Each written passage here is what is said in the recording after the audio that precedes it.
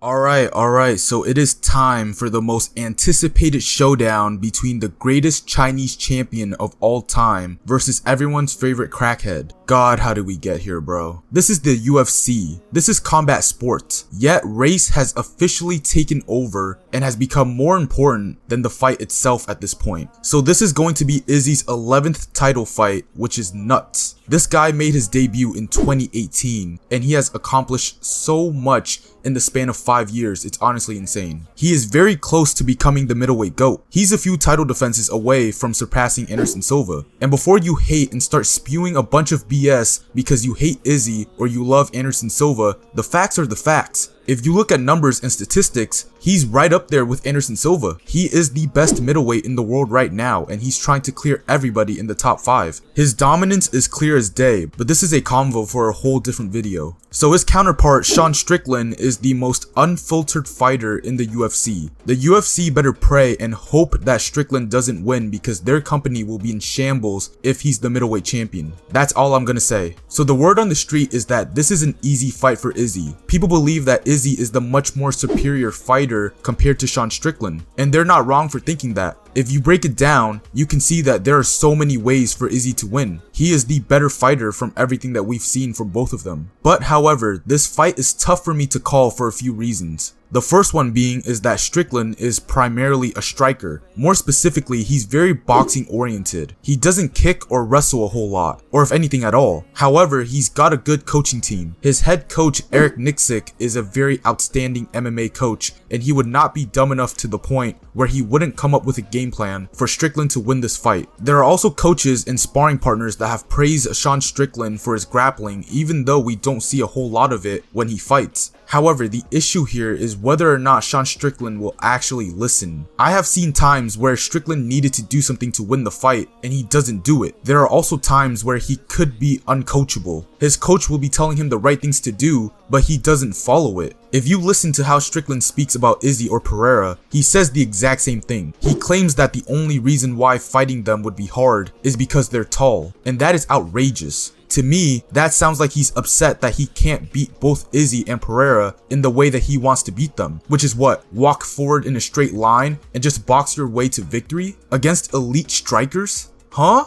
So it's just tough for me to call it because if Strickland actually sticks to a game plan and listens to his coach, he can make it interesting, but I just don't know. The second reason why I can't really call this fight down to the core is because I don't know how Izzy is going to approach this fight. Izzy certainly has all the tools to beat Sean Strickland. He can finish this fight and win in dominant fashion. However, Izzy has had performances in the past where he knows he can win decisively, but instead of looking for the finish, he'll just coast his way to an easy decision. His problem is that he'll be very defensively slick. He'll move his head, use footwork, control distance, and he won't really get hit a whole lot. And with that comes opportunities where he can counterattack. But sometimes he fails to make those opportunities count. Just like the Vettori fight. You'll see him move, but you won't see him really make those moments count. And Izzy has had this problem for a while. He's had it throughout his entire combat sports career and even in his kickboxing days. He'll make the fight closer and harder for himself because he can be too defensive at times. Instead of making you look silly offensively, he makes you look silly defensively. So for me, I can easily see Izzy outpointing Sean Strickland to a 50-45 decision. But if he's on that night, like how he was against Whitaker, Pereira,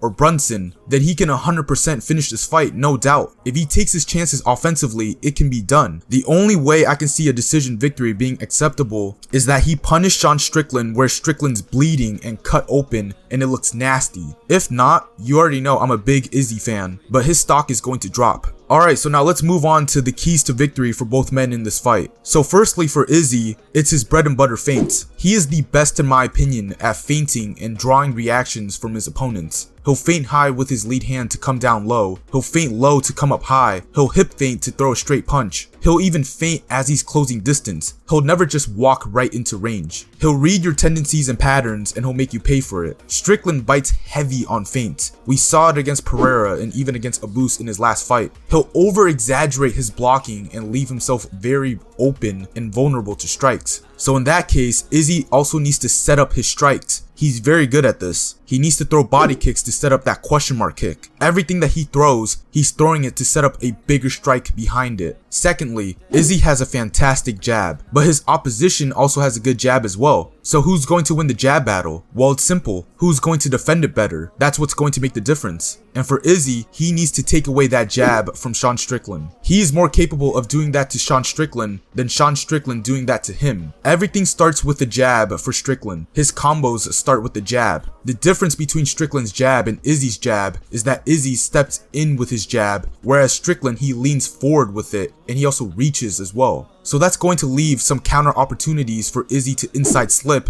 and come over the top with the right hand. Or he can land a check hook. Or he can time a leg kick as Strickland is jabbing. There are so many ways Izzy can take away that jab from Sean Strickland. Thirdly, Izzy has good leg kicks and he needs to chop Strickland's legs. Strickland has a very weird stance, very narrow, and doesn't normally check a whole lot of kicks. Once Izzy lands a few leg kicks, then his offense will start to flow. And at that point, Strickland will be in a world of trouble. I can even see Izzy using his hands to set up the leg kicks. He'll feint and get Strickland to slide out, and he'll land leg kicks as Strickland is exiting out. Lastly, utilize that movement. Izzy is phenomenal on his feet. He's got some of the best footwork in MMA. He's always on his toes, he moves his upper body very well, slides in and out of range exceptionally, as well as move laterally as well. Strickland tends to open up with activity when his opponent is up against the cage. If Izzy moves his head, uses angles, misdirections, and resets to the center of the octagon, Strickland will most likely fail on his striking attempts. So for Sean Strickland to win this fight, he's got to use that activity. He's known for volume when he's on the front foot. He can't get caught up in trying to out kickbox Izzy. He can't try to go point for point with Izzy or else he'll get picked apart. Secondly, he's got to close distance effectively and cut off the cage. Strickland tends to have a bad habit of walking into range with no setup or head movement. He'll literally just walk in a straight line towards you. If he does that against Izzy, he's going to get sniped down the pipe. Strickland also has flat feet. He doesn't move on his toes like that. If you watch his last fight against Abus, my mans was literally walking and following Abus around the octagon when Abus was dead tired. If you do that with Izzy, he's going to run circles around you. So get on your toes and cut off the cage or else it's going to get out of hand. Thirdly, throw kicks in this fight. Not just only leg kicks, just kicks in general. Strickland doesn't throw any kicks in his fights. He's a very heavy-handed fighter. Do you know why Strickland never gets tired during his fights? It's because he doesn't kick or grapple. Punching is the least taxing thing to do in a fight, and that's all that he does. Here and there he'll sneak in a weak teep kick, but other than that, nothing. Izzy's past opponents have had success by kicking him, and Strickland needs to kick in this fight. Lastly, mix in some level changes. I personally don't think that Strickland will land a takedown in the center of the octagon. Up against the fence is a whole different story. If Strickland can close distance, cut off the cage,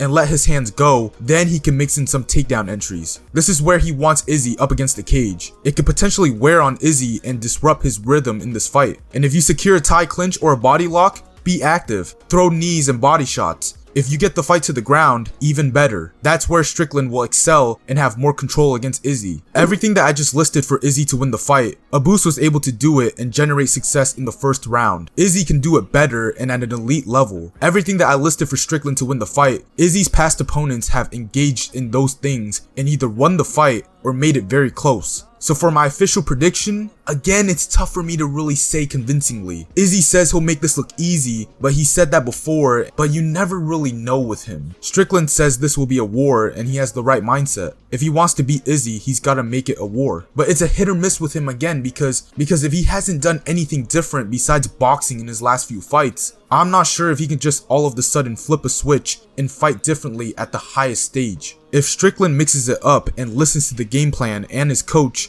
I think he'll make it interesting early on. I think he'll make Izzy work in the beginning. However, I still don't see him winning. I think Izzy is much more intelligent than Strickland as a fighter. But if he approaches this fight like how he does with every other fight, if he comes to just box, Izzy will win and dispatch him within the first 2 rounds. I'ma give Strickland's coaching team credit and I'ma say Izzy will win in the 4th round by TKO. There's no way Strickland is going to be dumb enough to the point where he doesn't vary his approach. I think his corner will get very upset if he doesn't listen. I think he'll start early by pushing the pace and putting Izzy up against the fence. And with that, I think he'll be active and he'll create moments. He'll land, he'll put Izzy on the back foot, he'll force Izzy to address what he's doing. But I believe Izzy will control the fight from start to finish. He'll control distance, stick and move, set up his strikes, and score efficiently on the feet. I envision Izzy looking very sharp on the feet for as long as the fight goes. Later in the fight, I think Izzy will start to chew those legs apart from Strickland. And I think that Strickland might either get baited and run into a strike, or Izzy's going to set him up with a strike that he doesn't see, and with that he'll put Strickland out cold. Izzy's been putting on a bit of size. He's got that lanky build, but he's been putting in a lot of work with his S&C coach, and from the time that he made his debut all the way till now, he looks like a bigger fighter. And I think once he lands the right shot on Strickland, it'll be lights out. And that is it, guys. Thank you guys so much for listening to what I have to say, and let me know, who do you have winning this fight, Israel Adesanya or Sean Strickland? Drop a comment and let me know in the comment section down below. Now, if you guys enjoy content that is related to combat sports, please drop a like on this video and subscribe to my YouTube channel down below. That would be greatly appreciated. And if you can't get enough of the content on this channel, please head over to my Twitter to check out all of my tweets about combat sports. And other than that, it's been Steven,